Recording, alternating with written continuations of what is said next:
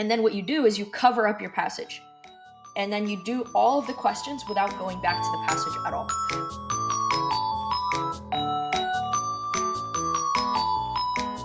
Hey everybody, welcome to the LSAT Doctor.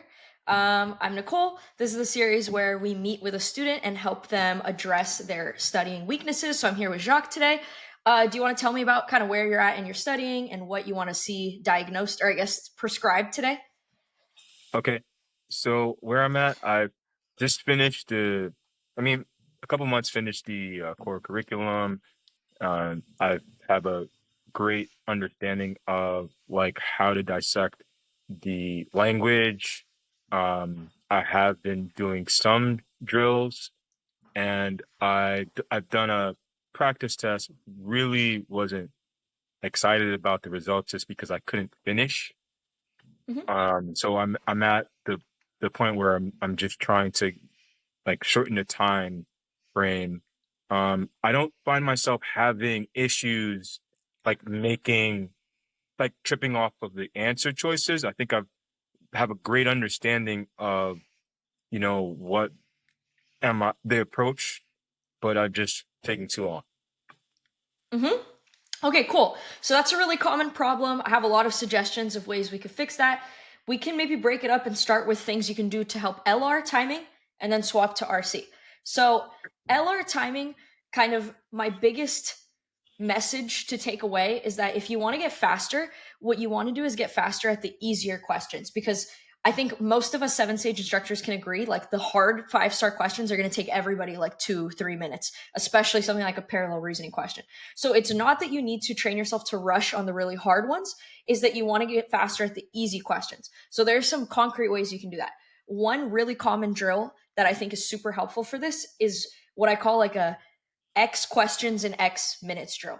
Basically what you do is you go on like the advanced builder on 7 stage, and you know how you can like pick individual questions. You find any LR section and you take, let's say, the first 5 questions of that section, so questions 1, 2, 3, 4, 5, and you set your target time to be 5 minutes. So you practice being able to do the 5 easiest questions of the set in 5 minutes, and now you have way extra time, so the other questions you can spend like 2+ minutes on, and you'll whittle that down.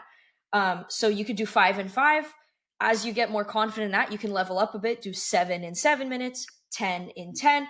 The idea is that by the time you take the exam, you should be able to comfortably do the first 10 in 10, because now you've only used up 10 minutes, so you still have 25 minutes left, and you only have like 15 to 17-ish questions left. So now you can use like over a minute, even 2 minutes on certain questions. So that's one concrete thing I would do. You could do that like as a warm up every day. That's what I would recommend. Like, first thing you do, start with a 5 and 5, then whatever you have planned for the day. And if at first it's a little challenging, you mentioned sometimes like certain questions take 2 minutes. That's okay. What you could start with is like set your goal to be 5 and 5, but you could start with like, let's say, 5 questions in 8 minutes, or 5 questions in 9 minutes, or even 10, and then slowly whittle down until you could do 5 and 5. That's what I would work on. So like once each study day, do one of those drills. Um, so that's one really good drill. So again, target eventually for 10 and 10, but that takes, time, of course. Another thing you can do, so that's the X and X drill. Another thing you could try doing is what I like to call this like a snowball drill. I don't have a really good name for it, but it's something I do in the speed drills classes. Another similar thing that's meant to get faster at easier questions. Since you say you have a really good grip of content, that's perfect, because what you could do is start with a drill of challenging questions. And I would do like one specific question type. So, like, you could pick anything that you feel like working on, like most strongly supported, for example. Yeah. You do a set of 5 pretty challenging ones. So maybe they're like 4-star or 5-star. And you take as much time as you possibly need just to make sure you're confident. And then immediately afterwards, you do a set of the same exact questions, but now you do like 1-star questions or 2-star. The idea is after you just did the really hard ones, the easy ones feel like a piece of cake and you can breeze through them a little bit faster. So it helps you think faster on the easy ones. So those are 2 drills I would try: the 5 and 5 or whatever, and the snowball. So 5 difficult questions untimed, followed by 5 easy questions timed. Any questions about either of those? Yeah, I get a better sense just kind of really excelling at the easier questions Mm-hmm. that would give me more time to tackle on the more challenging questions. And then I think you're right. I think if I just start off, with that confidence booster like you guys Mm-hmm. have in, a few minutes, that would kind of set the tone. Cause yeah, it definitely is not a confident booster when I look at the scores. Trying because I can barely finish all the questions. Yeah. The most like anxiety inducing thing is like watching the clock run down like while you're Yeah. working. And especially if you're only on like question 11 and you're like, dang, there's like 2 minutes left. That's like when anxiety hits. So it's better if like at the beginning you're like, oh yeah, I can get through the first 10. Now I have a bunch of time to work on the harder ones and give them like adequate attention. So I would definitely try that. I wouldn't go straight for like another full section or full exam. I would keep working on these shorter timed drills, and only Hmm. when you feel really comfortable on these, then see if that helped you do the full section. I guarantee if you do like a 5 and 5, 7 and 7 every day for Hmm. like a month, in a month, a full section, you can complete like 10 more questions than you did before. So I would just hold off on full sections until you've worked through all that. Hmm. Mm-hmm. So those are my big two things for LR. Yeah, so X and X drill and snowball drill. Any other specific LR type questions? Because then I can transition to things I would do for RC timing. I think that the flaw questions or anything that like has you like making like almost an assumption of, Mm, like that's not like black and white inside the text, but it's you have to kind of make the choice. But then there are several other choices. Like, how do you like decide good when there are question. like two or three similar Good answer question. choices? Yeah. So all of the question types that involve like spotting a gap, that's like flaw, necessary Hmm. assumption, weakening, strengthening, you're right, like where you have to look for something outside of the text a little bit. Hmm. Something I would recommend to get better at those is a pre-phrasing drill. So Hmm. basically, you're reading only the stimulus and you don't look at your answer choices at all. And then you Hmm. spend some time predicting what you think the gap would be. There are different ways you could do that. So for flaw questions, what I would do is I would like print out or have next to you the list of flaws on Seven Sage, Hmm. which I can also like send you a link to that in email, Yeah. and have it next to you. And when you read the stimulus, like what I used to do, literally just walk down and be like, okay, do I have this? No. Do I have this? Yes. Do I have this? Maybe. And like keep a list for yourself. Like, okay, I see these two or three things. And then go into your answer choices. That way, the extra answer choices won't confuse you as much because you know, like, okay, the only thing I could be looking for is either this or that. Um, and there will only be one answer choice, right? That has an actual flaw. Um, so that's really helpful. Similar for like strengthening, weakening questions, Yeah. similar idea. Yeah. Look at your stimulus, brainstorm a gap. There are some resources for like stereotypical gaps, I guess, like stuff we talk about in certain classes, like spectrum of support and stuff. Like I've seen you Hmm. there. Um, so that could be like a list for you to go through. Like, okay, do I see this gap, this gap, this gap, or just like brainstorming if you have any ideas, and then look at your answer choices.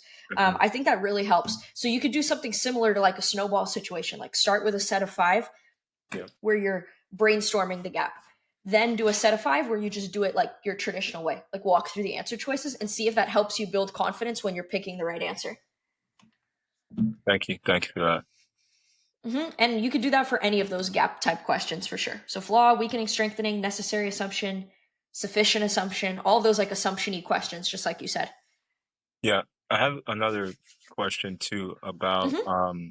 I'm thinking this probably leads to like RC because that it's similar when Mm-hmm. you're like kind of like the premise conclusion because there's certain question types that you need to like look at the premise and also make the connection between the conclusion. Then there are question types where they're just focusing on the conclusion and like matching that. And Mm, I find myself like now getting this like deciphering between when to use the premise, when to ignore the premise, and focusing on the conclusion. And mm, sometimes I feel like there are some question types where like I have identified what I thought would be like the most strongly supported, or where like using the conclusion, and then I'm like I'm I thought I was right, but then I was off because of there are certain mm, language that is much better, but like how do I mm, guess it's like over time to figure out like how do you make that mm. distinction between like what is the whole like assumption of the conclusion, if that makes sense. You know what I mean? Mm-hmm. Yeah, I get what you're saying. So I would say though the premise is like always important. Even in the Okay. questions where you don't really need to use the premise, it's always important to like keep track, especially in spotting gap questions. Even though you're right, it's like the inf or the assumption, whatever, is part of the conclusion, I guess, or like getting you to the conclusion. The premises matter because in order to spot the gap, like you have to see the gap between the two of them, right? So I would always kind of Okay. hone in on the premises. Okay. The only, I guess, exception would be like a main point question where all you care about is the conclusion. But besides that, I would always keep track of like every part of the argument as I'm going. Um, just because you're right that like if you're doing a most strongly supported question, the whole stimulus is like fair game. Like any minute word used in the entire paragraph is fair game for the answer choices. So I don't want to like Yeah. limit myself to only looking for part of a certain sentence. Like I want to be open to every piece of information. Yeah. So I would just get in the practice of like keeping the whole stimulus open to yourself when you're comparing your answer choices. Maybe the only thing I would say that can sometimes be neglected is like context. Like if you have like a whole lot of context in the stimulus, you most of the time it's not going to be super relevant to the answer choices. Like I care about only the argument itself, the premise and conclusion, but I'm not going to neglect the premise for sure. Okay. That's helpful to take note Mm-hmm. because sometimes I kind of focus on like, okay, this is the conclusion and just kind of focusing on that. But yeah, I think Mm-hmm. I'll make that part of my practice to like you said, like I think you said before another word of prephrasing, but Mm-hmm. yeah, Pre-phrasing, yeah. yeah, Exactly. And yeah, I feel like I kind of fall into the trap because in class when I teach, like I always ask people what's the conclusion, and I don't always ask like where's the premise. So it makes it seem like the conclusion is all that matters, but I should be like more careful about that because everything does matter. That's a yeah. very good point. Well, thank you. Thanks for that. Very good. Okay, RC. So that was LR stuff. We talked about X and X drills. We talked about snowball drilling. We talked about pre-phrasing for spotting gap questions and focusing on the whole argument. So for RC, I have a couple. I'll give you two drills too for timing that you can do. Okay, great. So Great. similar to the X and X situation, the RC version of that is what you want to establish is like a time frame. Eventually, right, when you're doing all four passages, when you have time to do all four, there's usually a pretty generic breakdown. Like most people, the first passage is like 7 minutes, the next passage is like 8 minutes, the next one's like 10, etc. So Mhm. something you could practice is doing the first passage of the set in like 8 or 9 minutes. That's like a good way to get the first passage faster. So similar idea, like you want to get faster at the easier passages. So that's something I would try. You could do that as a warm up too. So like maybe one day that you're studying, do 5 and 5. Another day, do first passage in 9 minutes or something like that. So every day you start with like a easier content, but focused Mhm. on timing. So that's one.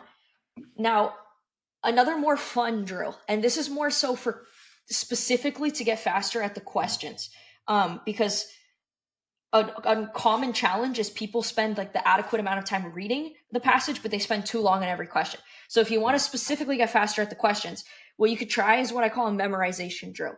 Basically, you read the passage, no time constraint. You just read as long as it takes you, whether that's 10 minutes or whatever. And as you're going, you can take notes, you can write low res summaries if that's your thing. Um, and then what you do is you cover up your passage and then you do all of the questions without going back to the passage at all.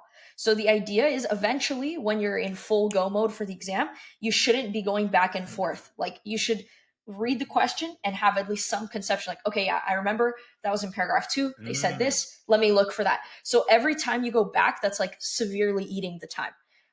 So you want to train yourself to not go back as much. In the beginning, it can be pretty difficult to do that, like do the whole set of questions without going back. So maybe try to limit yourself. Like, okay, I'm only allowed to look back like 3 times in this whole passage. Then limit yourself 2 times. Then okay, I'm going to try to do the whole set, and I can't read back ever again. Um, the only exception is if there's like a question that's like, what does the word on line 10 mean? That's Right. like obviously different. Right. But anything like main point, like primary purpose, what is an analogous, whatever, what does the author agree with? All that stuff, you want to get to the point where you don't have to reread again. Yeah.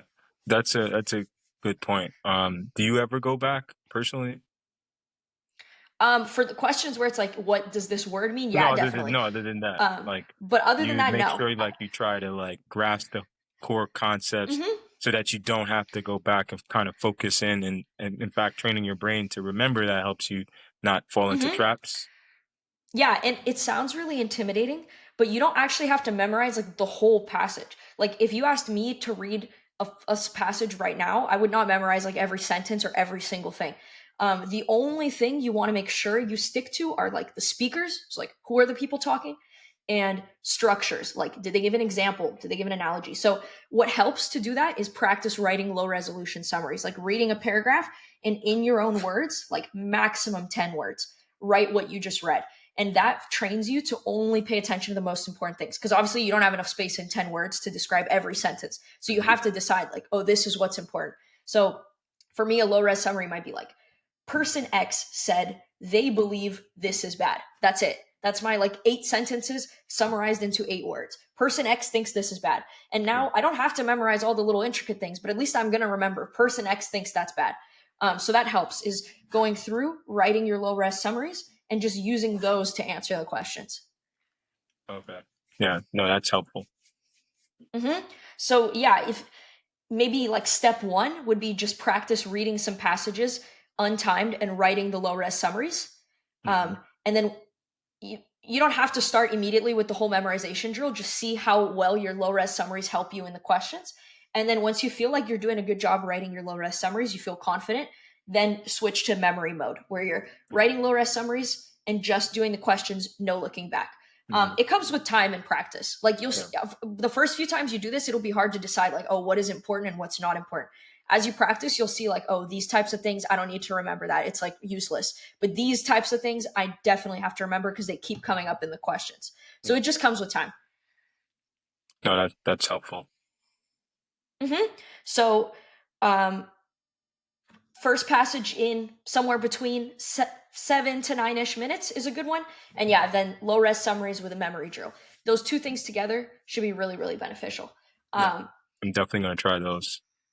Cool. Yeah, and when you structure a study day, sometimes I meet with people like and I tell them all these things and then they're like, "Okay, I'm going to do every single one of these things every day." And I'm like, "No, don't do all that because that's overwhelming." So just make sure you're going in like a natural progression. Like I wouldn't do all of this on the same day. You could do like LR and RC on the same day, but I would every day that you study just in general, I would have like a specific goal. So like today my goal is to get a little bit more confident on most strongly supported questions. Sure. So maybe I'll warm up with a 5 and 5 drill, and then I'll do a snowball drill of MSS questions. Or another day, like today, my goal is to get like one more question right in a 3-star passage. So today I focus on RC and stuff. So I would just cater your study day to specifically what you're focusing on instead of just like doing all these drills every day. Hmm. No, no, that makes sense. Mm-hmm. Any other questions about like any of these drills or any specific weaknesses or anything like that? No, I think this is a good place to start. I think that I'm grateful and thankful that we're having this conversation because I definitely need to be drilling more. Mm-hmm. Of the habit is just again, I think it was taking the diagnostic and seeing the score like kind of was a snow like a downward spiral. But No, I totally get that. My diagnostic was like in the like 40 points lower than what I got on the exam. So there's plenty of room for improvement. I think all of us instructors, our diagnostic was like in the 140s, 130s. Like I didn't even finish like 20 questions on an LR section the first time I took the exam. So it's just a matter of like stamina, locking in and yeah, practicing the yeah, timing. Nobody naturally can do a question in like 40 seconds. Like that's crazy. yeah, If that yeah. makes you feel better. Yeah, yeah, definitely, definitely. No, but since Seven Sage, it's been really, really great. Just understanding the concepts, and it just finally has like sinked in. And I'm glad. yeah, definitely, because it was I wasn't really grasping, and I was getting trapped with like the unless, and the diagramming was really hmm like a pain, and it was just a lot of variables to like consume, like the question types, like hmm you It's a know, lot for sure. yeah, It's definitely, a and then lot. the accept part too. It was like it was just a lot, but It is definitely a lot. All we could do is take little steps every day and then mhm, slowly get to the goal. So yeah, I think all these things we talked about are all good little steps to get closer and closer. And when you're feeling confident on all these things we talked about, then you could always try to do another like full LR section, maybe not even a full exam, just like a full LR section and Yeah. see, oh, am I doing a little faster, or RC passage, and Mhm. then, or sorry, RC section, and then go from there. And Yeah. you can also always email me if you have other questions. Like, I'm always available to anybody. Yeah. So I'm always down if you ever hit another roadblock, or you're like, oh, I'm struggling with this drill. Is there something else I could try instead? Let me know. I'm here for that reason specifically. No, I appreciate it. I really appreciate it. Hmm. And I definitely there was one style of, I think you were subbing for someone for the spectrum, and you were implementing this new different style. Your approach was like, oh man, it was so great. The Oh, tips I'm were, glad. yeah, I'm and that glad. was when it was like another breakthrough for me, because I think that I know you have to kind of, you're running through to get as much problems, but I feel Hmm. like the times when you're like kind of giving us the tips and how to approach it was like, is, I mean, effective for me, where I was like, oh, this is great, because then like everybody could go on and just do like questions, and like Yeah. I feel like, what's the point? But if you're like walking us through like strategy and how to approach it and like taking a beat, I Hmm. think that, I mean, it depends, but I I feel like totally that agree. that was helpful. I totally agree. Thank you. I actually really appreciate that. Yeah, because I prefer the classes where we go slower and do strategy based on just, instead of Hmm. doing drills. Because you're right, like anybody could just go on 7 stage and make a drill and do that themselves. So Hmm. you don't really need me to do that for you. So yeah, I do like those. I'll definitely make sure to do more of that. Yeah. I feel like I know what class you're talking about, and I remember because I Yeah, think you 'cause, sent me a message and you're like, I like this method. So yeah, I I was like, did. It was okay, like, cool. it was great because it was like you covered some things that I had like some gray areas, and then I was like, oh man, this is great. I wish all, there's another gentleman too that he likes this he's like, there's these mini lessons in between, and he does that too, like with these like kind of strategy stuff. Oh, Um, I'm glad. yeah. Yay! I'm glad you find it helpful. Oh yeah, Cool. yeah, Well, no, yeah. definitely. It's been a blessing, like really joining Seven Sage, and Cool. yeah, Oh, yeah, I'm so happy to hear that. That's yeah. awesome.